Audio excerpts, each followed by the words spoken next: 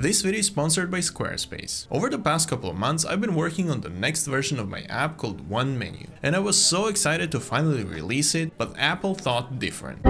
One Menu is a window manager and as such can't be uploaded to the App Store. I really hope that the middle manager who made this rule at Apple gets replaced by ChatGPT as soon as possible. For those of you who've been following this series, yes, this is the final episode when the version 2.0 is getting released, and you can go ahead and download it on my website, link in bio. But anyhow, one of the last few pieces of this effort was to make the automatic updates work. So I decided to find some inspiration in one of my favorite places in the entire city of Oslo, the library. Usually, it's impossible to find a place here, because it's overrun by students. But if you think a little outside of the box, anything can be a table. I spent some time deploying my backend code to Firebase functions, changing the region to which it's deployed and testing out the latency. It was quite a lot of fun. If my engineering manager is watching, look, why can't we deploy more services in Firebase functions? Maybe because the latency is crap, but that's not a problem for this API. The main problem was that Apple requires any app distributed outside of the App Store to be notarized,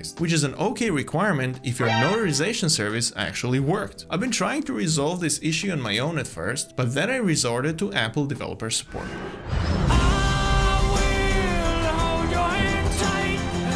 This is when I met the final boss of all support agents, Eduardo. But before we continue with the story with Eduardo, a quick mention of Squarespace. Many people ask me why I don't code my own website as a developer. And the thing is, by using Squarespace to make quick changes like this, I get more time to work on fun projects like One Menu. Here, it literally took me 20 seconds to upload a new file and update the download button. Squarespace is super convenient to use for any side project, portfolio, or e-commerce website. You can choose one of the templates to give you a great starting point and customize from there. So if you're looking to start a new website, make sure to check out the link in the description and use the code Marco to get a nice discount. Eduardo lives by simple rules. I don't think I need ChatGPT 4 to replace Eduardo. I tried explaining that I'm making a Mac app and that the error is shown in Xcode, but no URL, no help. I complained about this on the channel as well, and seems like others have had great experiences with Apple developer support. Every day you do something stupider than you did the day before, and I think there's no possible way he can top that. But fortunately for me, Eduardo must have went on a vacation, and my case was transferred over to Lilia,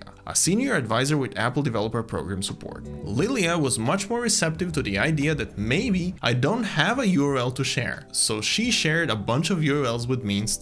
I must say one of them actually did mention a similar problem. And it seems like the first part of the solution was to use the command line tool instead of Xcode to notarize the app. And on top of that, I needed to use an application specific password. I double checked with ChatGPT what the commands are, and to my delight it all worked from the first try. But now that I'm finally able to notarize the app, I'll update the code to use the actual API I deployed for automatic updates, and I left some longer sections of ASMR coding so you can follow along if you like to see how it all works behind the scenes. And I'll catch you in the next video.